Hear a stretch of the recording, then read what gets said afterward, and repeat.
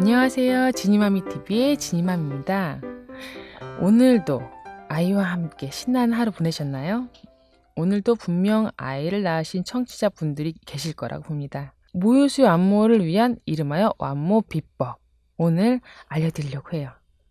제 주변에 모유수유를 안모하신 엄마 제자들과 제 5명의 아이들, 그리고 조언해 드린 많은 위대한 완모 수유부님들의 지혜를 모아 공개해 드립니다. 아이를 낳고 이렇게 바로 모유를 막 시원하게 주는 분들은 거의 없어요. 제가 만난 분들에게 손꼽아 서너 명은 바로 젖이 나오더라 하시는 분들은 정말 감사한데, 또 그런 분들은 후에 너무 모유양이 많아서 또한 감당이 안 되어 안타깝게도 모유를 끊게 되시는 분들도 있어요.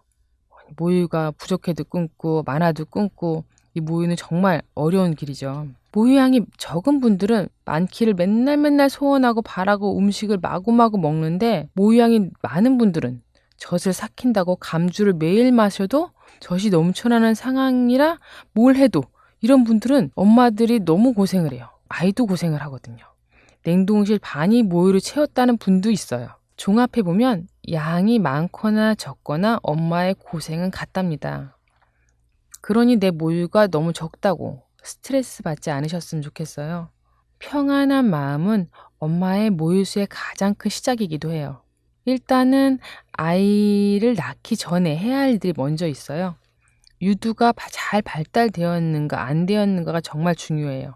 유두가 잘 발달되었다는 얘기는 함몰 유두가 아니라는 건데, 함몰 유두는 젖먹이가 너무 어려워요. 그러니 제 주변 분들을 보더라도 함몰 유두를 갖고 계신 분은 눈물로 젖을 먹이기가 이제 시작인 거죠. 가장 심한 케이스는 유두가 아예 없는 분도 계세요. 저도 첫 아이를 젖을 먹이기 시작할 때 한쪽이 함몰 유두였거든요. 그래서 첫째 때 눈물과 막 피딱지와 고름과 살을 뜯기는 고생 끝에 첫째를 제대로 먹이게 됐는데, 제가 본들 중에 가장 힘든 분은 양쪽 다 이렇게 함몰유두인 분은 엄마가 시작조차도 하기가 어려운 이런 상태인 분들도 있었어요. 아이를 낳자마자 바로 젖을 물려야 하므로 낳기 한 달 전에는 이 함몰유두 교정을 꼭 하셔야 돼요. 목욕하실 때 마사지 하는 건데 비누칠을 하시고요. 또한 엄지로 검지로 젖받침을 잡고 앞으로 잡아당기듯이 마사지를 해주셔야 돼요. 목욕하실 때마다 꼭 하시고요. 코를 잡아당기면 코가 높아진다는 어른들 말이 있잖아요. 유두도 잡고 잡아당기고 마사지를 하면 끝이 튀어나올 수 있어요. 왜냐하면 발달이 안 된 가슴에 그 살들은 그 살이 안으로 말려 들어가 있을 확률이 크거든요. 그리고 평소에는 브래지어 안에 호두 껍질이나 잘 닦은 작은 플라스틱 병뚜껑을 끼고 다니는 거예요. 이거 되게 개인적인 얘기인데, 옛날에는 함몰유두 교정기를 파는 데가 없었어요, 별로. 근데 요즘에는 인터넷 마켓에 함몰유두 교정기가 10,000원에서 50,000원 사이로 되게 많이 있어요. 근데 이 교정기가 실제로 아이를 낳고 나면 별 필요가 없거든요. 딱 한 달만 사용하는 거라 돈이 너무 아깝다 하시는 분들은 친환경적으로 호두 껍질을 사용하시면 돼요. 환경 호르몬도 안 나오고 잊어버려 당황스럽지 않고 쓰다 버리면 되고. 그래서 호두 껍질은 뭐냐면, 호두를 바늘을 쪼개서 껍질의 안쪽을 잘 정리를 해서 까칠까칠하는 걸 띈 후에 양쪽 유두에 끼고 브래지어를 하는 거예요. 처음에는 불편하지만 한 달 정도 하시면 아이가 물 수 있을 정도로 조금 나오거든요. 가슴이 이렇게 예민한 부위라 특히 임신하면 가슴이 예민해지고, 누군가에게 부탁하는 것보다 혼자 적당한 강도로 마사지 하시는 게 좋아요. 아이를 낳고 나면 여러 모유수유 마사지 센터가 있는데, 가슴을 맡기고 마사지 하는 동안에 다들 같은 여자분들이라고 이렇게 표현하시면은 말씀하시는데, 그 본인의 민망함은 이렇게 공통적으로 갖고 계신 것 같아요. 그래서 혼자 하시는 법을 좀 배우면은 굳이 이렇게 전문가한테 맡기지 않고도 쉽게 유두의 관리를 하실 수 있다고 봐요. 이 첫 번째 유두 관리법을 아기 낳기 전에 하시라고 가르쳐 드렸고요. 두 번째는 음식 관리법이에요. 음식의 양과 질인데요. 제가 아이를 낳게 되면 최대한 한식으로 나물과 야채 위주의 식사를 하라고 꼭 권해드려요. 아마 매편 얘기해 드리는 것 같아요. 왜냐면 요 이야기는 다르게 생각하시는 엄마들이 너무 많아서, 어른들은 잘 먹고 기름진 거 막 젖이 잘 나오는 것들을 먹으라고 하지만, 실제로 그렇게 먹고 나면은 우리 엄마들이 무슨 병에 걸리냐면은 유선염에 반드시 걸려요. 아기 낳고 유선염이 한 번도 안 걸렸던 분을 제가 본 적이 없어요. 왜냐면 제가 그래서 이거를 몇 편 말씀을 드리는 것 중에 하나가 유두백반이라고 해서 유두 끝에 염증이 생기는 것은 반드시 와요. 왜냐면 상처가 반드시 나거든요. 아이를 낳고 모유수유하는 엄마들의 공통점은 다 상처가 나요. 그러니까 제가 아까 첫 번째로 말씀드렸던 유두관리법이 잘 됐어도 상처가 나는데, 이때 상처가 남과 동시에 유선염이 같이 오거든요. 왜냐면은 요 한 달 기간 동안에 유선염, 유두백반, 그리고 상처 이렇게 함께 가는 게 요 모유수유의 과정 중에 하나예요. 근데 이렇게 되면 엄마들이 모유수유를 중단할 수밖에 없어요. 너무 고통스럽거든요. 얼마큼 고통스럽냐면은 염증으로 밤에 잠을 못 자는데 눕지도 못하고 젖도 못 물리고, 그러면서 젖을 물리게 되면 등짝에 있는 등골이 다 빠지는 것처럼 아파요. 심지어는 아예 젖을 물리고 다리를 동동동 구른 엄마들도 있어요. 그렇게 산후조리 기간 동안에 아이와 젖 물리는 습관을 들이기 시작하는데, 한 번 온 유선염은 유두백반은 습관적으로 자주 와요. 원래 안 나오던 이게 젖이 안 나오는 걸 치밀 유방이라는 단어를 쓰는데, 조직이 너무 치밀해서 유선이 발달이 더디고 막혀 못 나오면서 못 먹이는 요 과정은 계속 젖을 먹이다 보면은 유선이 발달되고, 또한 그 유두 끝에 상처가 나면서 점점 우리가, 그러니까 상처도 아물고 유선도 발달되면 잘 먹이는 엄마로 되는데, 대부분의 요 수유 트러블은 80%의 원인이 식사라고 얘기해요. 모유는 혈액으로 만들어지면서 혈액은 다시 음식으로 이루어지다 보니 콜레스테롤 높은 식사를 하게 되면 혈액이 끈적이고 점성이 높아지거든요. 혈액의 점성이 높아지고 나면은 유선이 가늘어져서 유선이 막히기 쉬워요. 꼭 동맥경화 같은 거라고 보시면 돼요.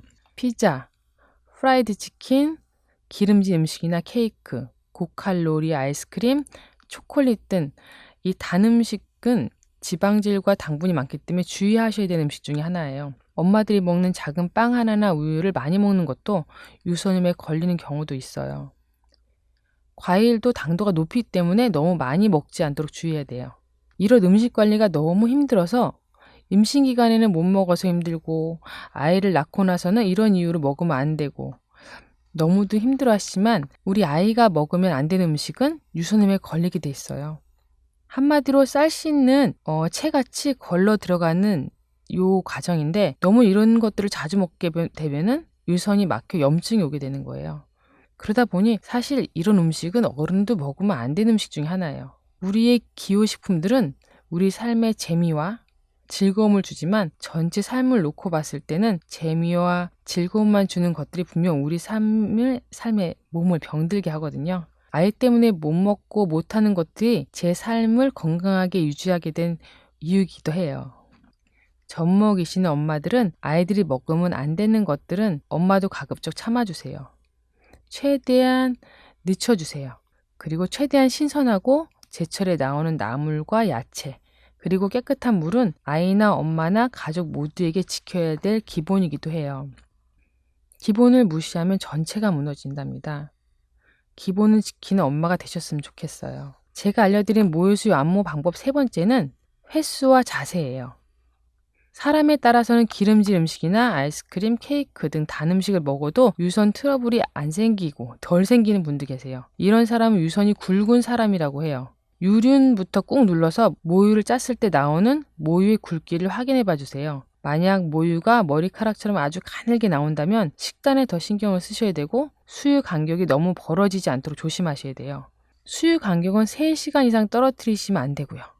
초기에 유선의 굵기가 얇은 사람도 자주 먹이시면 유선이 발달되거든요.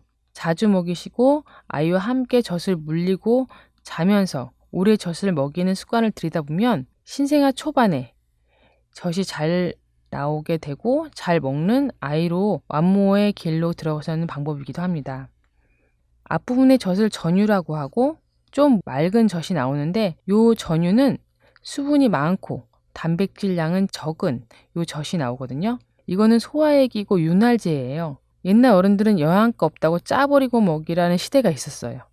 근데 요것도 굉장히 중요한 젖이기 때문에 짜버리시면 안 되고요. 좀 중간에 젖을 먹이시고 보면은 이렇게 중간 젖은 전유보단 좀 더 하얗고 뽀얀 단백질 성분, 그러니까 영양가 더 많은 젖이 나오거든요. 한 번에 먹는 젖도 이렇게 알맞게 아이의 목에 무리가 가지 않고 소화가 잘 되도록 과학적으로 젖은 나온답니다. 아이가 이때 쭉쭉 젖을 잘 먹고 신나게 먹다가 보면 스르르 잠을 드는데, 이때 젖은 이미 비워진 전유와 후유가 다 나온 상태라 아이가 잠이 들면 더 이상 젖이 나오지 않고 아이가 기도가 막힐 일이 없이 완전 전천후 생체 완벽 맞춤의 시스템으로 젖을 먹게 되는 거죠. 처음부터 끝까지 똑같은 성분과 같은 굵기로 나오는 병으로 먹는 것과는 차원이 다른 시스템을 보여주고 있어요.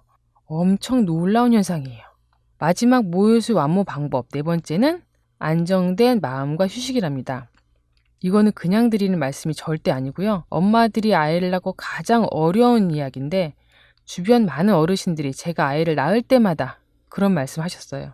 아이 잘 때 자라, 아이 잘 때 쉬어라. 지금은 제가 젊은 엄마들한테 그렇게 말하곤 해요. 꼭 쉬시라고. 아이 잘 때 편안히 평안한 마음으로 자라고. 쉬지 않는 엄마는 체력적으로 도저히 아이를 키우는 어려운 상태가 돼요. 그러니 젖을 만드는 건 그 다음 문제죠. 아이가 어릴수록 필요한 건 엄마의 젖인데, 엄마가 쉬지 않아서 늘 노심초사 불안한 마음으로 아이를 키워야 한다면 가장 중요한 젖이 줄어드는 이유이기도 해요. 엄마들, 아이가 태어나면 쉬면서 조금은 집안일을 덜 하면서 젖 만드는 시간, 즉 안정과 휴식을 가져야 한답니다. 지금이라도 쉬셔야 해요. 아이가 어릴 때만 허락된 선물이랍니다. 자, 정리를 해볼게요. 엄마들이 모유수유 완모를 하시려면 첫째, 유두 관리를 해놓으셔야 되고요. 이건 임신 전에 하셔야 돼요. 아이가 잘 물 수 있도록 말이죠. 유두 만드는 환몰유두에서 유두를 만드는 방법은 따로 도움 영상을 올려놓을게요. 둘째, 아이를 낳은 직후 음식 관리법이에요. 이것은 낳은 직후부터 유념하셔야 될 거예요. 유선염으로 고생하지 않도록 건강한 가정식을 드시라고 권해드리고 싶어요. 셋째는 횟수와 자세인데, 누워서 오래 먹이시라는 거예요. 이 부분은 신생아를 낳은 직후부터 한 3개월까지 교정을 하셔야 되는 부분이에요. 그래야 유선도 굵어지고 젖샘도 발달하고 양도 늘게 되거든요. 넷째는 안정된 마음과 휴식이랍니다. 아이를 키운 엄마들은 아이들에게 주는 젖만큼 그 젖을 통한 사랑과 안정과 평안을 준다고 생각하셔야 돼요. 다른 일은 조금 내려놓고 평안하게 휴식하며 마음의 안정을 가지고 모유수유를 했으면 좋겠습니다. 오늘도 수고하고 애쓰셨어요. 엄마들의 모유수유를 응원합니다.